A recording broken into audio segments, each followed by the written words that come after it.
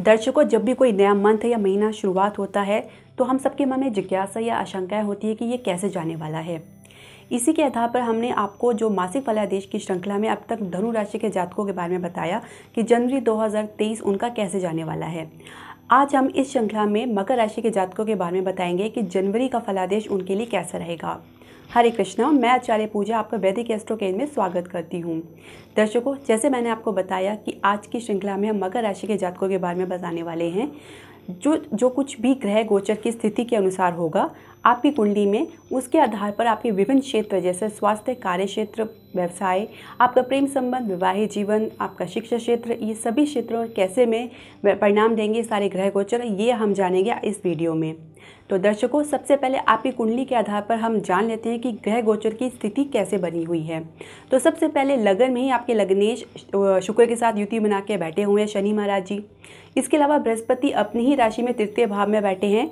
मंगल पंचम भाव में वक्री होकर बैठे हैं और इसके अलावा सूर्य बुध की युति आपके द्वादश भाव में बनी हुई है। राहु और केतु आपके चतुर्थ और दशम भाव में बैठे हुए हैं। तो ये थी आपकी ग्रह गोचर की स्थिति। अब इसी के आधार पर हम जानेंगे कि विभिन्न क्षेत्रों में आपके ये ग्रह गोचर किस तरह का परिणाम देने वाले हैं जनवरी के महीने में। तो सबसे पहले हम शुरुआत करेंगे आपके स्वास्थ्य से। तो स्वास्थ्य की दृष्टि से देखें तो छठे घर के स्वामी बुध द्वादश भाव में सूर्य के साथ युति बनाकर बैठे हैं। तो स्थिति थोड़ी चिंताग्रस्त बना रखी हुई है, लेकिन ये स्थिति ज़्यादा लंबी नहीं रहेगी क्योंकि मध्य जनवरी के बाद आप इसमें परिवर्तन देखना शुरू करेंगे। लेकिन फिर भी आपको अपने स्वास्थ्य का विशेष ध्यान रखना पड़ेगा क्योंकि सूर्य बुध की युति द्वादश भाव में छठे भाव को देखते हुए आपके स्वास्थ्य में अच्छा खासा खर्चा भी करवा रहे हैं।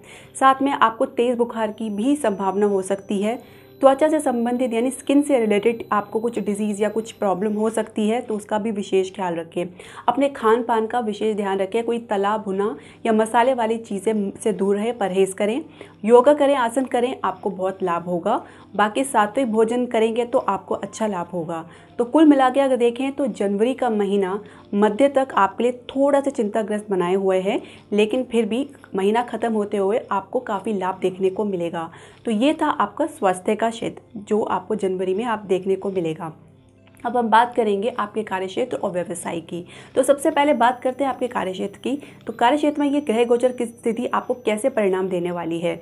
अगर दशम भाव में देखें तो केतु काफ़ी लंबे समय से विराजमान है और आगे भी काफ़ी लंबे समय तक रहेंगे, जब तक कि अक्टूबर 30, 2023 में इनका जब राशि परिवर्तन ना हो तब तक आपकी स्थिति थोड़ी सी चिंताजनक आपको लग रही होगी। आपको इसी वजह से आपने कई लोगों ने अपनी नौकरी छोड़ने का भी मन बना रखा होगा, या तो कुछ नीरसता देखने को मिल रही होगी, या तो कुछ ऐसी आप जो एक्सपेक्टेशन कर रहे हैं वो आपको वैसा नहीं मिल रहा है। आपके कार्यक्षेत्र में जो माहौल आपको बन रहा है, आपके जो सोच है उसके बिल्कुल विपरीत है। तो आपको थोड़ा सा तो इसको झेलना पड़ेगा, थोड़ा बर्दाश्त करना पड़ेगा क्योंकि केतु आपके जो मन में है वो डिटैचमेंट यानी उच्चाटन की भावना आपके मन में डालते हैं आपके कार्यक्षेत्र के प्रति। आप जो भी काम करते हैं उसमें आपको कोई फल नहीं मिलता, बल्कि उसमें आपको कई बार करने को पड़ रहा है। तो इससे आपको काफ़ी निराशा हो रही है, लेकिन आपको निराश होने की ज़रूरत नहीं है। राहु चतुर्थ भाव में बैठ के आपको ज़रूर उत्साह कर रहे हैं और आपको आगे बढ़ावा दे रहे हैं। आपकी जो सोच है उसमें आपको काफ़ी सकारात्मक करने की कोशिश कर रहे हैं। तो आपको सकारात्मक रहने की बहुत ज़रूरत है क्योंकि ये स्थिति लंबी चलने वाली है। तो आपको ये सोच के चलना होगा कि अगर आप आज मेहनत करेंगे तो कल इसका परिणाम आपको सुखद ज़रूर मिलेगा। इसके अलावा केतु जो है आपको थोड़ा संघर्ष करा रहे हैं, भाग दौड़ करा रहे हैं। तो आपको ये इसके लिए उपाय अगर आप करना चाहें तो कर सकते हैं। जैसे आप कुत्ते को दूध पिला सकते हैं या उनको भोजन करा सकते हैं। ओम गंग गणपति का जाप कर सकते हैं, इसमें आपको लाभ मिलेगा। लेकिन आपको सकारात्मक होने की बहुत आवश्यकता है, तभी आप लंबे चल पाएंगे अपने कार्यक्षेत्र में। कार्यक्षेत्र में काफ़ी जुझारू आपको स्थिति देखने को मिल सकती है। आपके अधिकारों के प्रति आपके जो रिलेशनशिप है उसमें आप डिस्टेंस आपको देखने को मिल सकता है। तो उसमें आपको काफ़ी सावधान रहने की ज़रूरत है। बाकी लग्नेश आपके लगन में ही बैठे हैं, आपको काफ़ी सपोर्ट कर रहे हैं, लेकिन उसमें भी वो काफ़ी डिले करें और धीरे धीरे आपका जो है परिणाम देखने को मिलेगा। लेकिन आप धैर्य रखें, पेशेंस रखें, आपको अच्छी सफलता ज़रूर मिलेगी। व्यवसाय का अगर हम देखें तो लग्नेश जो है लगन में बैठ के शुक्र के साथ आपको अच्छा खासा सपोर्ट कर रहे हैं। इसके अलावा शुक्र आपको अच्छा खासा लाभ भी दिलवा रहे हैं। मंगल जो है आपके मैंने अब जैसे आपको बताया पंचम भाव में बैठे हैं, एकादश भाव के जो स्वामी हैं ये भी एकादश भाव को देख रहे हैं। थोड़ा आपको लग रहा है कि जो आप इच्छित परिणाम अपने व्यवसाय से चाह रहे हैं उसमें थोड़ा कमी आपको देखने को मिल रही है, या आप कई बार ट्राई कर रहे हैं लेकिन उसका परिणाम आपको देखने को नहीं मिल रहा। लेकिन 13 जनवरी के बाद जब मंगल वक्र से बाहर आएंगे तब आप देखेंगे आपके सारे रुके हुए काम खुद ब खुद बनते चले जा रहे हैं। इसके अलावा आपकी जो भी पेमेंट रुकी हुई थी वो भी आपको मिलनी शुरू हो जाएगी, जो लाभ आप एक्सपेक्ट कर रहे थे वो भी आपको मिलेगा। तो कुल मिला के मध्य जनवरी के बाद व्यवसाय क्षेत्र में आपके लिए अच्छा खासा रहने वाला है और आपको अच्छी खासी सफलता मिलने की भी संभावना है। आय में वृद्धि होगी और लाभ भी आपको मिलेगा।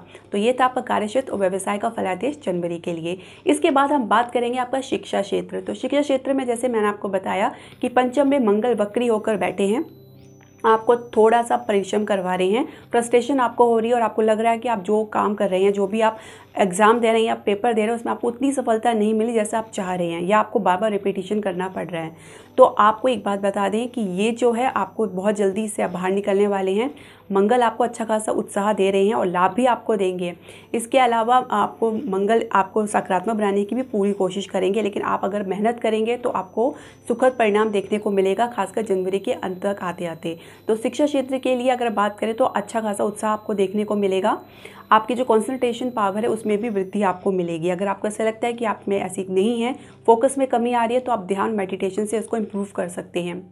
अब हम बात करेंगे आपके प्रेम संबंध और विवाह की। तो विवाहित व्यक्तियों के लिए जनवरी का महीना कैसे रहने वाला है।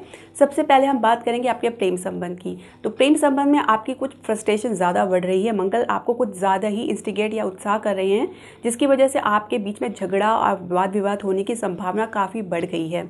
इसके अलावा आप ये देख रहे हैं कि ये चीज़ें बार बार हो रही हैं और आपको लग रहा है कि आपका रिलेशनशिप ज़्यादा दिन तक टिकने वाला नहीं है। लेकिन आपको अपने में संयम रखना होगा, अपने अहम को कंट्रोल करके रखना होगा। इसके अलावा आपको थोड़ा सा पेशेंस से काम लेना पड़ेगा। 13 जनवरी के बाद जैसे मैंने बताया कि मंगल अपने वक्र तरफ से बाहर आ जाएंगे और उसके अलावा थोड़ा आपको और इंतज़ार करना पड़ेगा जब तक कि मंगल अपना राशि परिवर्तन ना कर ले। तब तक अगर आप अपने रिलेशनशिप को बचाना चाहते हैं तो ये आपके ऊपर निर्भर करता है। जितने आप सकारात्मक और धैर्य से काम लेंगे उतना ही अपना लंबा रिलेशनशिप चला पाएंगे। इसके अलावा आपका जो आपके परिवार के प्रति जो सहयोग है उसमें भी कमी देखने को मिलेगी, या हो सकता है कि जिसकी वजह से आपको विवाद काफ़ी बढ़ जाए और अपना जो प्रेम संबंध है उसको तोड़ना पड़ जाए। तो ये आपकी स्थिति कुछ ऐसे डामाडोल बन रही है, कुछ नेगेटिव ऐसे एटमॉस्फेयर बनेंगे जिसमें आपको लगेगा कि आप फंस गए हैं। लेकिन आप धैर्य से काम लें। जो जनवरी के अंत तक आते आते स्थिति में आपको काफ़ी सुधार देखने को मिलेगा। तो आपको पॉजिटिव या सकारात्मक रहने की बहुत आवश्यकता है। इसके अलावा विवाहित दंपतियों के लिए जो जनवरी का महीना है वो भी ठीक ठाक रहने वाला है, सामान्य से कुछ बेहतर, क्योंकि लग्नेश अब लगन जो शनि या शुक्र के साथ युति बनाकर आपको सप्तम भाव में देख रहे हैं।